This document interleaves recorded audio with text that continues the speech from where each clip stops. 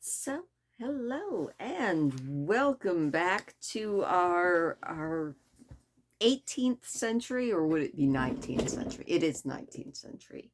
Welcome back to our 19th century soap opera, courtesy of Miss Jane Austen, who is letting us in on high and low society back in Edwardian England, which is an era I don't know very much about. So this is a lot of fun for me. I hope everybody's doing okay. And, I hope that the weird weather is treating you better than it was treating me. I think that's what caused me to have a very bad day. And I felt like a Georgian lady going, I'm feeling faint and feverish. I wasn't actually running a fever, but I did take myself to my bed for pretty much an entire day and shivered under electric blankets, which I feel like the Georgians would have liked quite a bit. Thankfully, I didn't have to worry about any apothecaries coming and giving me any strange concoctions, but it did put me a day behind on everything. So you guys were probably expecting Pride and Prejudice last night. You're getting it tonight because everything is a day behind for me now. My apologies for that. But it is time, like I said, for us to dive back into Jane Austen's world and see what is going on now that Elizabeth seems to be quite taken with Mr. Wickham, who does not like Mr. Darcy at all. And, I'm sure there's a lot more story there, and hopefully we will discover at least some of it as we move into Pride and Prejudice by Jane Austen, beginning with chapter 17.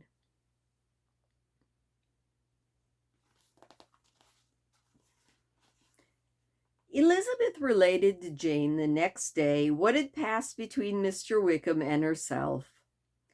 Jane listened with astonishment and concern.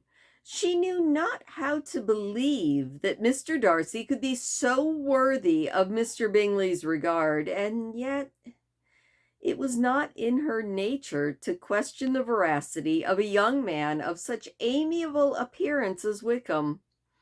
The possibility of his having really endured such unkindness was enough to interest all her tender feelings, and nothing therefore remained to be done but to think well of them both, to defend the conduct of each, and to throw into account of accident or mistake whatever could not otherwise be explained.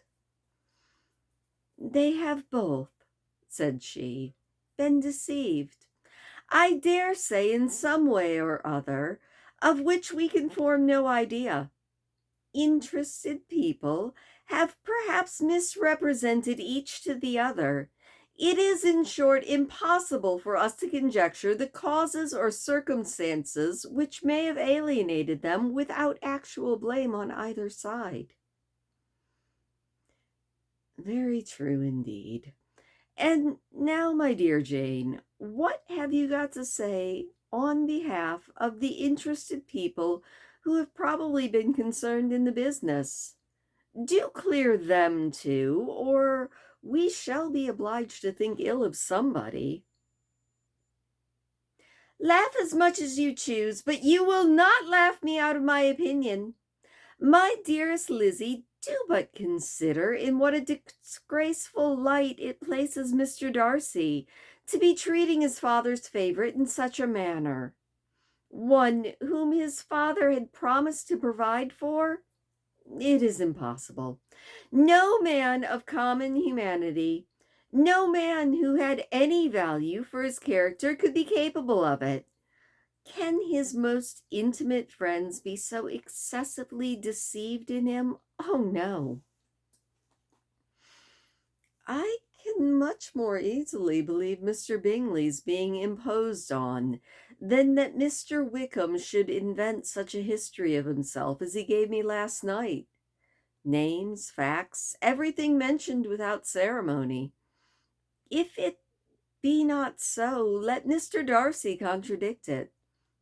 Besides, there was truth in his looks. It is difficult indeed. It is distressing. One does not know what to think. I beg your pardon. One knows exactly what to think. But Jane could think with certainty on only one point, that Mr. Bingley, if he had been imposed on, would have much to suffer when the affair became public. The two young ladies were summoned from the shrubbery where this conversation passed by the arrival of some of the very persons of whom they had been speaking. Mr. Bingley and his sisters came to give their personal invitation for the long-expected ball at Netherfield, which was fixed for the following Tuesday. The two ladies were delighted to see their dear friend again, called it an age since they had met, and repeatedly asked what she had been doing with herself since their separation. The rest of the family they paid little attention, avoiding Miss Bennet as much as, or Mrs. Bennet as much as possible, saying not much to Elizabeth and nothing at all to the others. They were soon gone again, raising from their seats with an activity which took their brother by surprise, and hurrying off as if eager to escape from Mrs. Bennet's civilities. The prospect of the Netherfield ball was extremely agreeable to every female of the family. Mrs. Bennet chose to consider it as given in compliment to her eldest daughter, and was particularly flattered by receiving the invitation from Mr. Bingley himself, instead of a ceremonious card.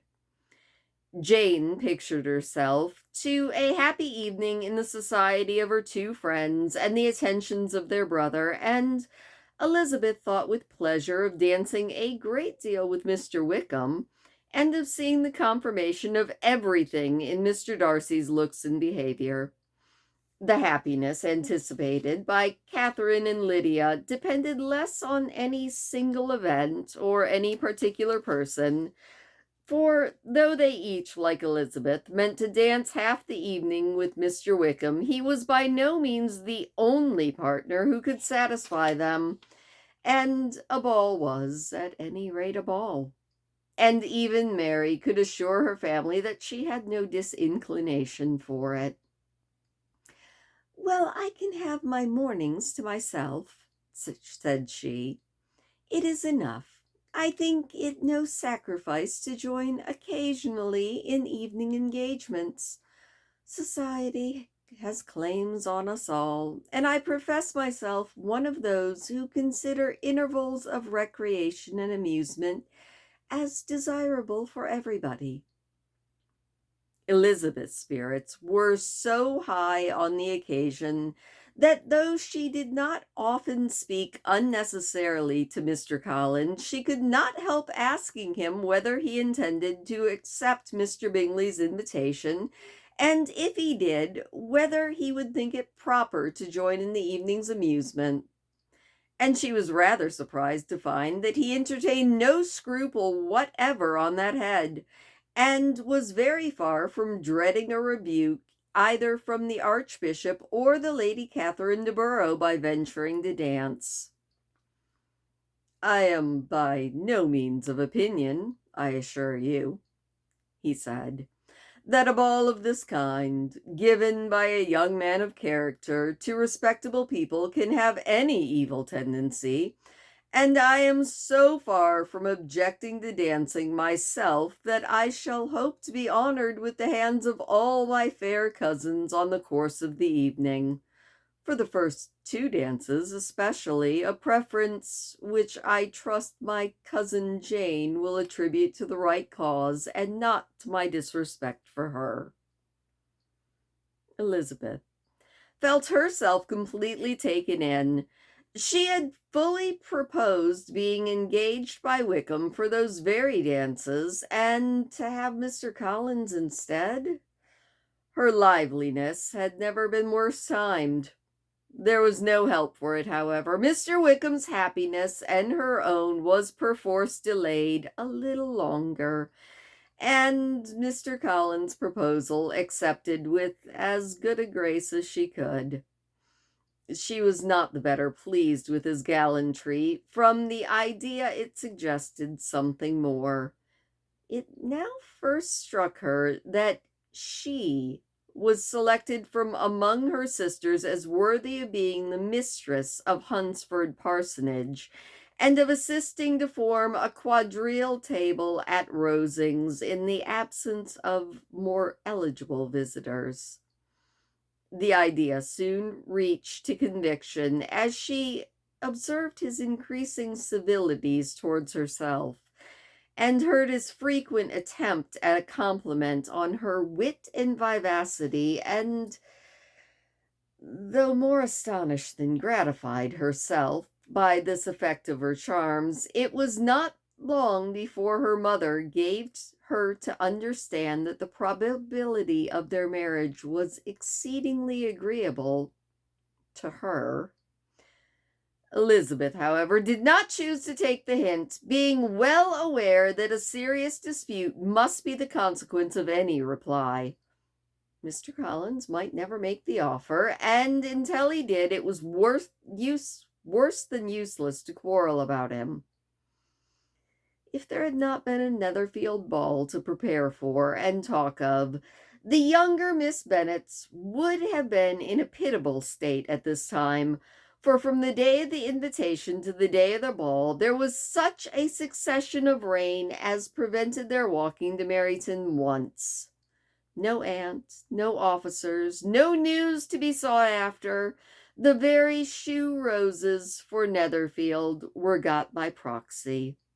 Even Elizabeth might have found some trial of her patience in weather, which totally suspended the improvement of her acquaintance with Mr. Wickham, and nothing less than a dance on Tuesday could have made such a Friday, Saturday, Sunday, and Monday endurable to Kitty and Lydia.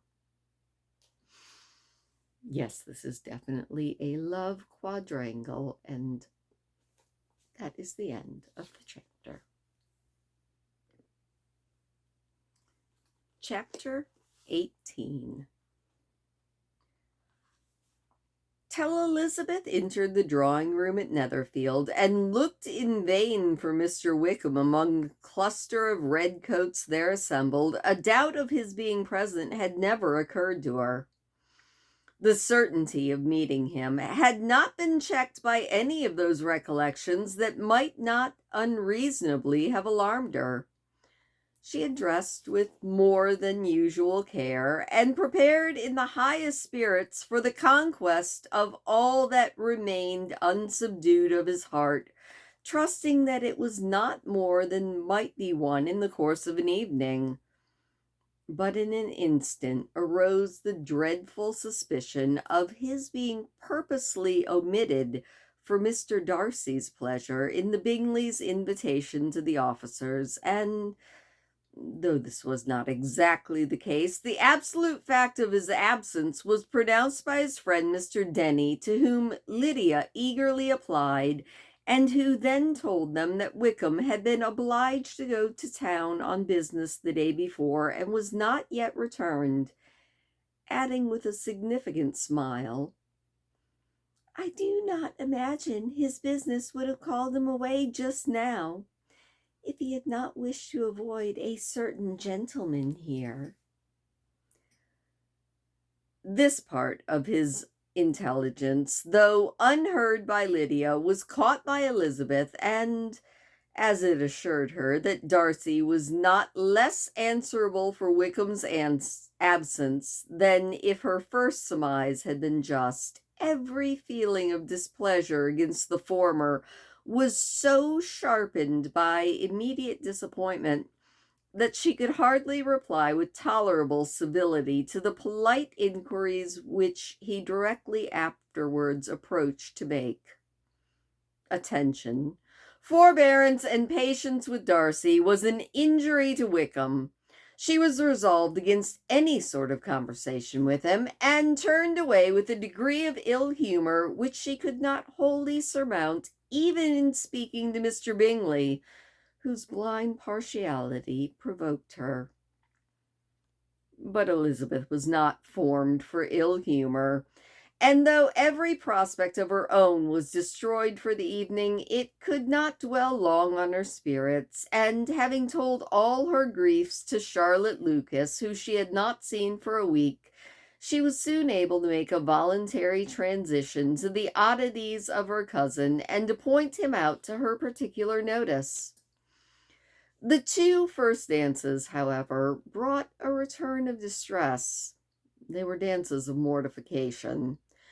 Mr. Collins, awkward and solemn, apologizing instead of attending, and often moving wrong without being aware of it, gave her all the shame and misery which a disagreeable partner for a couple of dances can give.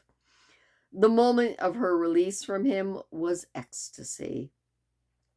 She danced next with an officer, and had the refreshment of talking of Wickham and of hearing that he was universally liked. When those dances were over, she returned to Charlotte Lucas and was in conversation with her when she found herself suddenly addressed by Mr. Darcy, who took her so much by surprise in his application for her hand that without knowing what she did, she accepted him. He walked away again immediately, and she was left to fret over her own want of presence of mind. Charlotte tried to console her. "I dare say you will find them very agreeable." "Heaven forbid! That would be the greatest misfortune of all. To find a man agreeable whom one is determined to hate. Do not wish me such evil." When the dancing recommenced, however, and Darcy approached to claim her hand, Charlotte could not help cautioning her in a whisper not to be a simpleton and allow her fancy for Wickham to make her appear unpleasant in the eyes of a man of 10 times his consequence.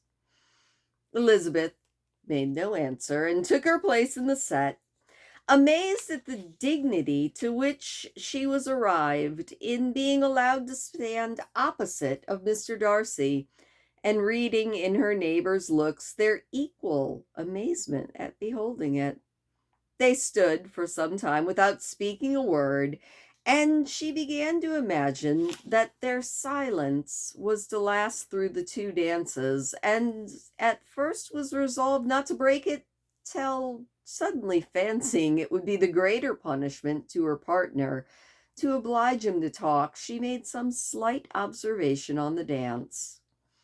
He replied and was silent again. After a pause of some minutes, she addressed him a second time with, "It is your turn to say something now, Mr. Darcy. I talked about the dance, and you ought to make some kind of remark on the size of the room or the number of the couples." He smiled and assured her that whatever she wished him to say would be said. "Very well, that reply will do for the present. Perhaps by and by I may observe that private balls are much pleasanter than public ones, but now we may be silent." "Do you talk by rule, then, while you are dancing?" "Sometimes. One must speak a little, you know. It would look odd to be entirely silent for half an hour together, and yet for the advantage of some, conversation ought to be so arranged as they may have trouble of saying as little as possible."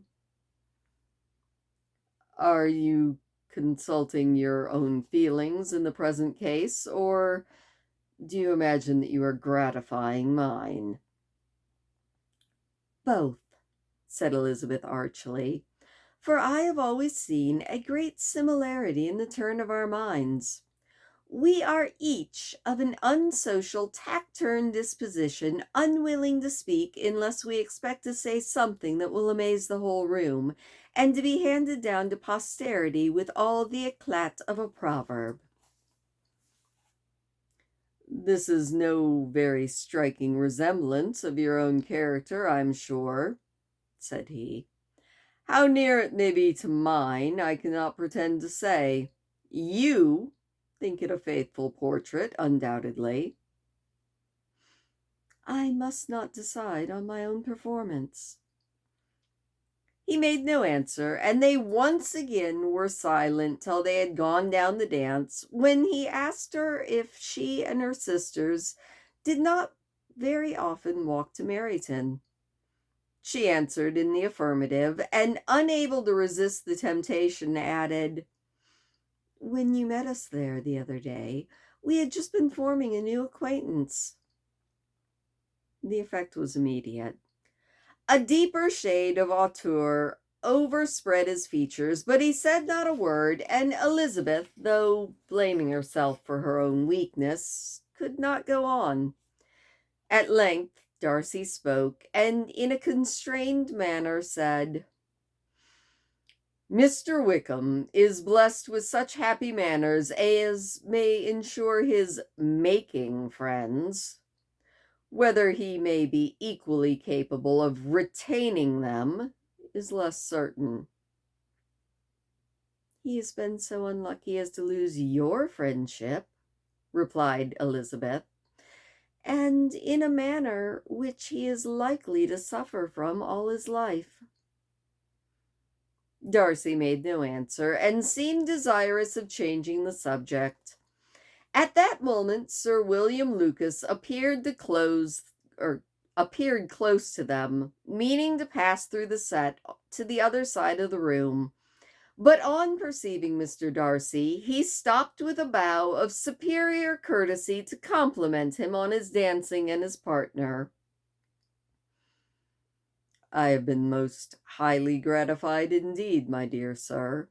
Such very superior dancing is not often seen. It is evident you belong to the first circles. Allow me to say, however, that your fair partner does not disgrace you, and I must hope to have this pleasure often repeated, especially when a certain desirable event, my dear Miss Eliza," glancing at her sister in Bingley, "should take place. What congratulations will then flow in! I appeal to Mr. Darcy, but let me not interrupt you, sir. You will not thank me from detaining you from the bewitching conversation of that young lady whose bright eyes are also upbraiding me." The latter part of this address was scarcely heard by Darcy, but Sir William's allusion to his friend seemed to strike him forcibly, and his eyes were directed with a very serious expression towards Bingley and Jane, who were dancing together. Recovering himself, however, shortly, he turned to his partner and said, "Sir William's interruption has made me forget what we were talking of." "I do not think that we were speaking at all. Sir William could not have interrupted, or could not have interrupted any two people in the room who had less to say for themselves. We have tried 2 or 3 subjects already without success, and what we are to talk of next I cannot imagine." "What think you of books?" he said, smiling. "Books? Oh, no. I'm sure we never read the same, nor with the same feelings." "I'm sorry that you think so.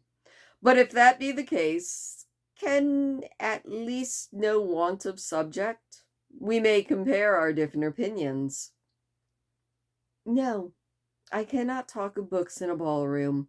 My head is always full of something else." "The present always occupies you in such scenes, does it?" he said with a look of doubt.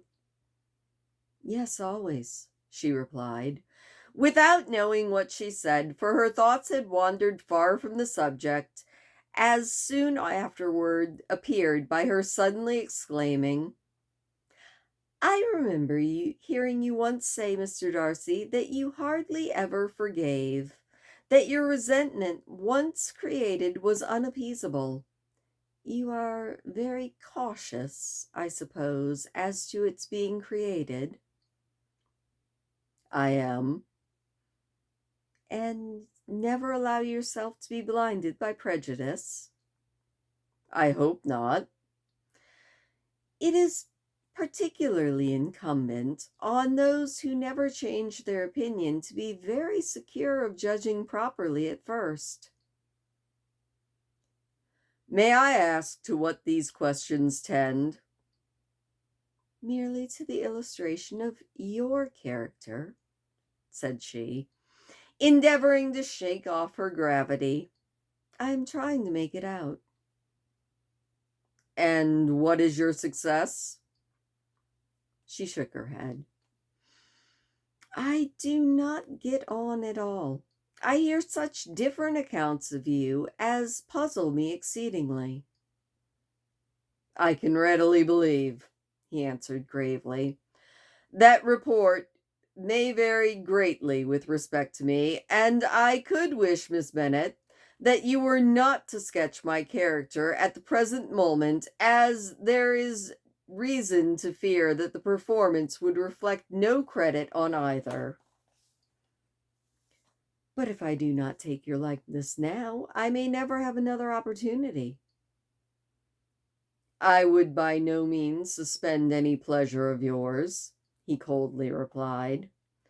She said no more, and they went down the other dance and parted in silence, on each side dissatisfied, though not to an equal degree. For in Darcy's breast there was a tolerable, powerful feeling towards her, which soon procured her pardon and directed all his anger against another. They had not long been separated when Miss Bingley came towards her, and with an expression of civil disdain thus accosted her. So, Miss Eliza, I hear you are quite delighted with George Wickham. Your sister has been talking to me about him and asking me 1,000 questions, and I find the young man forgot to tell you, among his other communications, that he was the son of old Wickham, the late Mr. Darcy's steward. Let me recommend you, however, as a friend, not to give implicit confidence to all his assertions, for as to Mr. Darcy's using him ill, it is perfectly false, for on the contrary, he has always been remarkably kind to him, though George Wickham has treated Mr. Darcy in a most infamous manner. I do not know the particulars, but I know very well that Mr. Darcy is not in the least to blame, that he cannot bear to hear George Wickham mentioned, and that though my brother thought he could not well avoid including him in his invitation to the officers, he was excessively glad to find that he had taken himself out of the way. His coming into the country at all is a most insolent thing indeed, and I wonder how he could presume to even do it. I pity you, Miss Eliza, for this discovery of your favourite's guilt, but really, considering his descent, one could not expect much better. His guilt and his descent appear by your account to be the same, said Elizabeth, for I have heard you accuse him of nothing worse than being the son of Mr. Darcy's steward, and of that, I can assure you, he informed me himself.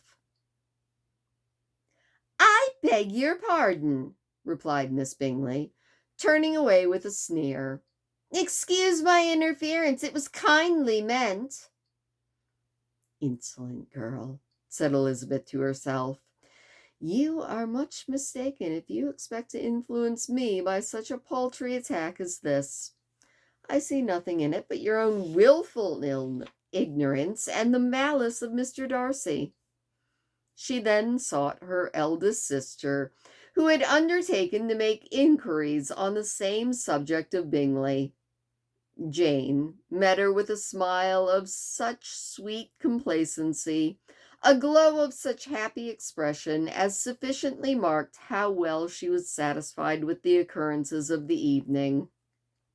Elizabeth instantly read her feelings, and at that moment solicitude for Wickham, resentment against his enemies, and everything else gave way before the hope of Jane's being in the fairest way for happiness.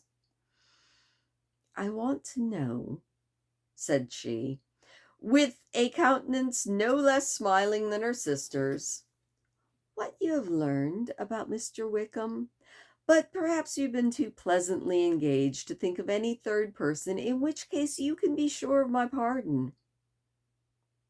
"No," replied Jane, "I have not forgotten him, but I have nothing satisfactory to tell you.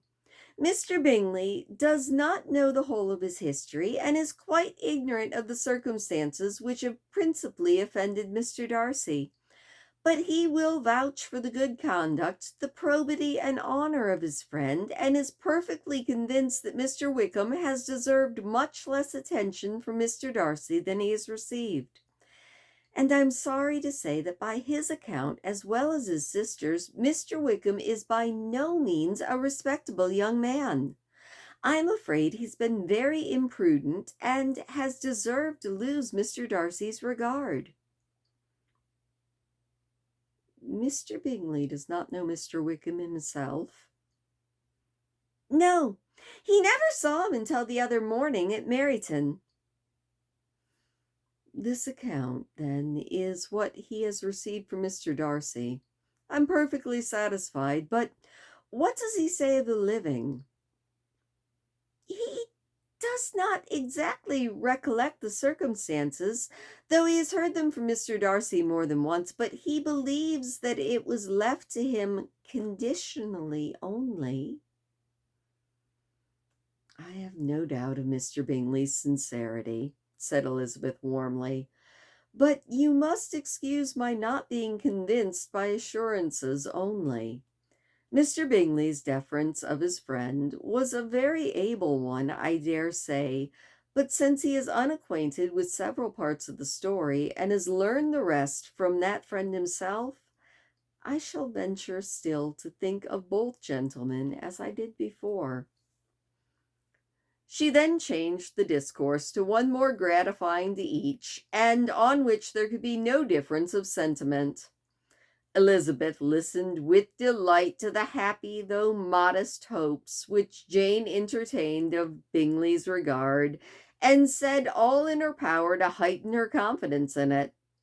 On their being joined by Mr. Bingley himself, Elizabeth withdrew to Miss Lucas, to whose inquiry after the pleasantness of her last partner she scarcely replied before Mr. Collins came up to them and told her with great exultation that he had just been so fortunate as to make a most important discovery. "I have found out," said he, "by a singular accident, that there is now in the room a near relation of my patroness. I happened to overhear the gentleman himself mentioning to the young lady who does the honors of this house the name of his cousin, Miss de Borough, and of her mother, Lady Catherine. How wonderful these sorts of things occur! Who would have thought of my meeting with, perhaps, a nephew of Lady Catherine de Borough in this assembly? I'm most thankful that the discovery is made in time for me to pay my respects to him, which I am now going to do, and trust he will excuse my not having done it before. My total ignorance of the connection must plead my apology." "You are not going to introduce yourself to Mr. Darcy?" "Indeed I am. I shall entreat his pardon for not having done it earlier. I believe him to be Lady Catherine's nephew. It will be in my power to assure him that her ladyship was quite well yesterday se'nnight." Elizabeth tried hard to dissuade him from such a scheme, assuring him that Mr. Darcy would consider his addressing him without introduction as an impertinent freedom rather than a compliment to his aunt, that it was not in the least necessary there should be any notice on either side, and if there were, it must belong to Mr. Darcy, the superior in consequence, to begin the acquaintance. Mr. Collins listened to her with the determined air of following his own inclination, and when she ceased speaking, replied thusly: My dear Miss Elizabeth, I have the highest opinion in the world of your excellent judgment in all matters within the scope of your understanding, but permit me to say that there must be a wide difference between the established forms of ceremony amongst the laity and those which regulate the clergy. For giving me leave to observe that I consider the clerical office as equal in point of dignity with the highest rank in the kingdom, provided that a proper humility of behavior is at the same time maintained. You must therefore allow me to follow the dictates of my conscience on this occasion, which leads me to perform what I look on as a point of duty. Pardon me for neglecting to profit by your advice, which on every other subject shall be my constant guide, though in the case before us I consider myself more fitted by education and habitual study to decide on what is right than a young lady like yourself. And with a low bow, he left her to attack Mr. Darcy, whose reception of his advances she eagerly watched, and whose astonishment at being so addressed was quite evident. Her cousin prefaced his speech with a solemn bow, and though she could not hear a word of it, she felt as if hearing it all, and saw in the motion of his lips the words apology, Hunsford, and Lady Catherine de Bourgh. It vexed her to see him expose himself to such a man. Mr. Darcy was eyeing him with unrestrained wonder, and when at last Mr. Collins allowed him time to speak, replied with an air of distant civility. Mr. Collins, however, was not discouraged from speaking again, and Mr. Darcy's contempt seemed abundantly increasing with the length of his second speech, and at the end of the whole thing, he only made a slight bow and moved another way. Mr. Collins then returned to Elizabeth. "I have no reason, I assure you," he said, "to be dissatisfied with my reception. Mr. Darcy seemed much pleased with the attention. He answered me with the utmost civility, even paid me the compliment of saying that he was so well convinced of Lady Catherine's discernment as to be certain she could never bestow favor unworthily. It was really a very handsome thought. Upon the whole, I am much pleased with him." As Elizabeth no longer had any interest of her own to pursue, she returned her attention almost entirely to her sister and Mr. Bingley, and the train of agreeable reflections which her observations gave birth to made her perhaps almost as happy as Jane. She saw her in idea settled in that very house, in all the felicity which a marriage of true affection could bestow, and she felt capable, under such circumstances, of endeavoring even to like Bingley's two sisters. Her mother's thoughts, she plainly saw, were bent the same way, and she determined not to venture near her lest she hear too much. When they sat down to supper, therefore, she considered it a most unlucky perverseness which placed them within one of each other, and deeply was she vexed to find that her mother was talking to that one person, Lady Lucas, freely, openly, and of nothing else but her expectation that Jane would soon be married to Mr. Bingley. It was an animating subject, and Mrs. Bennet seemed incapable of fatigue while enumerating the advantages of the match. His being such a charming young man, and so rich, and living but 3 miles from them, were the first points of self-gratification. And then it was such a comfort to think how fond the two sisters were of Jane, and to be certain that they must desire the connection as much as she could. It was, moreover, such a promising thing for her younger daughters, as Jane's marrying so greatly must throw them in the way of other rich men, and lastly, It was so pleasant at her time in life to be able to consign her single daughters to the care of their sister, that she might not be obliged to go into company more than she liked. It was necessary to make this circumstance a matter of pleasure, because on such occasions it is the etiquette, but no one was less likely than Mrs. Bennet to find comfort in staying at home at any period of her life.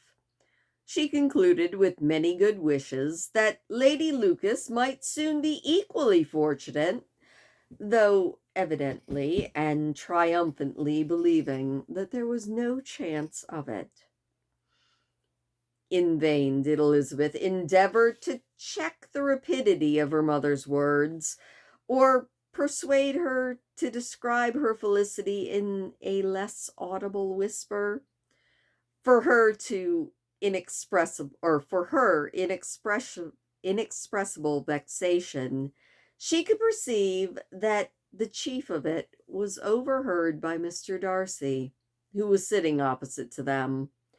Her mother only scolded her for being nonsensical. "What is Mr. Darcy to me, pray, that I should be afraid of him? I am sure we owe him no such particular civility as to be obliged to say nothing that he doesn't want to hear." "For heaven's sake, madam, speak lower. What advantage can it be for you not to offend Mr. Darcy? You will never recommend himself to your friend by doing so." Nothing she could say, however, had any influence. Her mother would talk of her views in the same intelligible tone. Elizabeth blushed, and blushed again with shame and vexation. She could not help frequently glancing her eye at Mr. Darcy, though every glance convinced her of what she dreaded. For though he was not always looking at her mother, she was convinced that his attention was invariably fixed by her.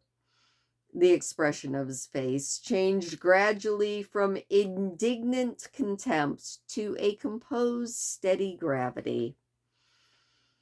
At length, however, Mrs. Bennet had no more to say, and Lady Lucas, who had been long yawning at the repetition of delights which she saw no likelihood of sharing, was left to the comforts of cold ham and chicken.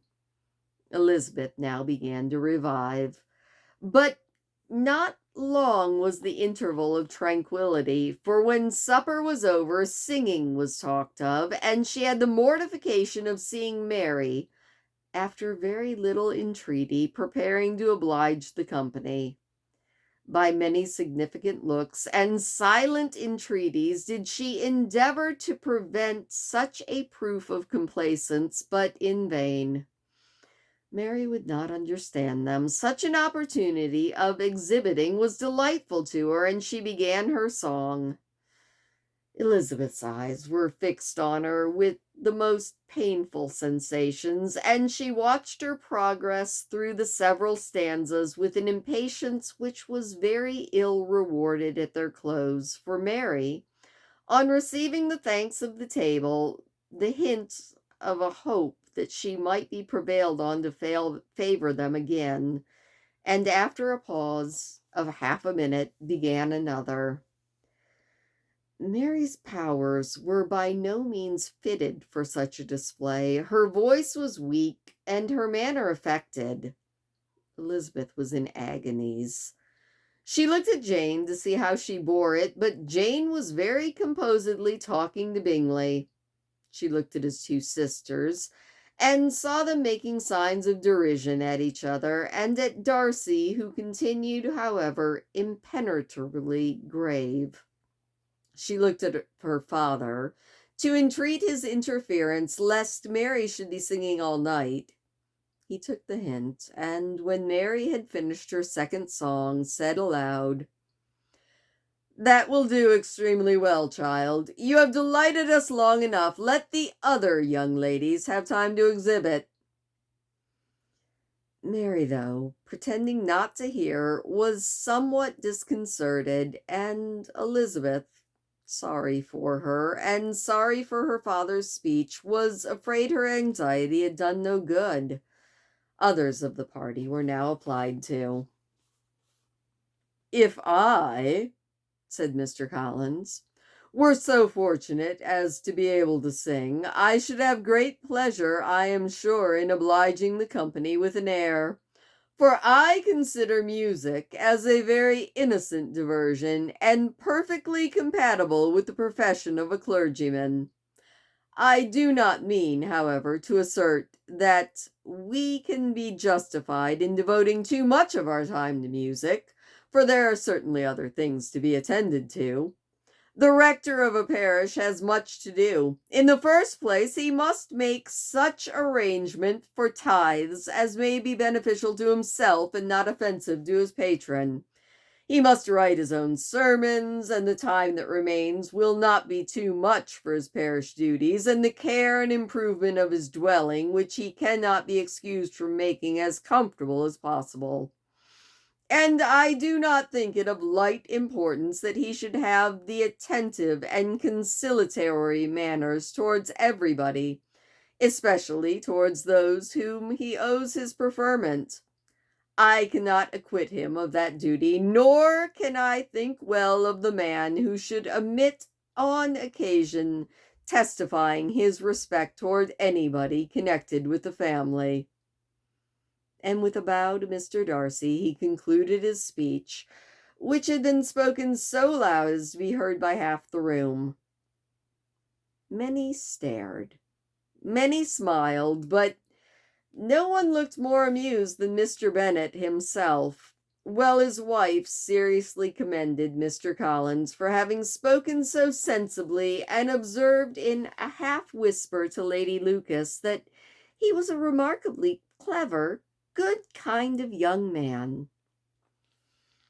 To Elizabeth it appeared that her family had made an arrangement to expose themselves as much as they could during this evening. It would have been impossible for them to play their parts with more spirit or finer success, and happy did she think it for Bingley and her sister that some of the exhibitions had escaped his notice, and that his feelings were not of a sort to be much distressed by the folly which he must have witnessed. That his two sisters and Mr. Darcy, however, should have such an opportunity of ridiculing her relatives was bad enough, and she could not determine whether the silent contempt of the gentlemen or the insolent smiles of the ladies was more intolerable. The rest of the evening brought her little amusement. She was teased by Mr. Collins, who continued most perseveringly by her side, and though he could not prevail with her to dance with him again, put it out of her power to dance with any others. In vain did she entreat him to stand up with somebody else, and offered to introduce him to any young lady in the room. He assured her that as to dancing, he was perfectly indifferent to it, that his chief object was by delicate attentions to recommend himself to her, and that he should therefore make a point of remaining close to her the whole evening. There was no arguing with such a project. She owed her greatest relief to her friend Miss Lucas, who often joined them, and good-naturedly engaged Mr. Collins' conversation to herself. She was at least free from the offense of Mr. Darcy's farther notice, though often standing within a very short distance of her, quite disengaged. He never came close enough to speak. She felt it to be the probable consequence of her allusions to Mr. Wickham, and she rejoiced in it. The Longbourn party were the last of all the company to depart, and by a maneuver of Mrs. Bennet had to wait for their carriages a quarter an hour after everybody else was gone, which gave them time to see how heartily they were wished away by some of the family. Mrs. Hurst and her sister scarcely opened their mouth except to complain of fatigue, and were evidently impatient to have the house to themselves. They repulsed every attempt of Mrs. Bennet at conversation, and by so doing threw a languor over the whole party, which was very little relieved by the long speeches of Mr. Collins, who was complimenting Mr. Bingley and his sisters on the elegance of their entertainment, the hospitality and politeness which had marked all of their behaviour to their guests. Darcy said nothing at all. Mr. Bennet, in equal silence, was enjoying the scene. Mr. Bingley and Jane were standing together, a bit detached from all the rest, and talked only to each other. Elizabeth preserved as steady a silence as either Mrs. Hurst or Miss Bingley, and even Lydia was too much fatigued to utter more than the occasional exclamation of, "Lord, how tired I am!" accompanied by a violent yawn. When at length they arose to take leave, Mrs. Bennet was most pressingly civil in her hope of seeing the whole family soon at Longbourn, and addressed herself particularly to Mr. Bingley to assure him how happy he would make them by eating a family dinner with them at any time without the ceremony of a formal invitation. Bingley was all grateful pleasure, and he readily engaged for taking the earliest opportunity of waiting on her, after his return from London, whither he was obliged to go the next day for a short time. Mrs. Bennet was perfectly satisfied, and quitted the house under the delightful persuasion that, allowing for the necessary preparations of settlements, new carriages, and wedding clothes, she would undoubtedly see her daughter settled at Netherfield in the course of 3 or 4 months. Of having another daughter, married to Mr. Collins, she thought with equal certainty, and with considerable, though not equal, pleasure. Elizabeth was the least dear to her of all of her children, and though the man and the match were quite good enough for her, the worth of each was eclipsed by Mr. Bingley and by Netherfield. And that was a very long chapter, so I guess it's just going to be a 2-chapter night. Oh my, that was quite the scandalous little party, wasn't it? It sounds like Mr. Collins is a bore. Mr. Darcy is interesting. Elizabeth, I like Elizabeth. She's pretty cool. Lydia is turning out to be a little bit of a brat, but then again, I think she's only, 14, 15? I think she's still allowed to be a brat. And it also seems like Mrs. Bennet might be putting a monkey wrench in her oldest daughter Jane's hopes. But we'll have to wait and see, because I still don't know anything that's coming, so no spoilers, but it sounds like I don't think I'd want a mother-in-law like Mrs. Bennet. No, not at all. Anyway, thank you so much for listening. I hope that you enjoyed that. I was going to say that chapter, but that was 2 chapters. I hope you enjoyed it, and I will see you guys all next time.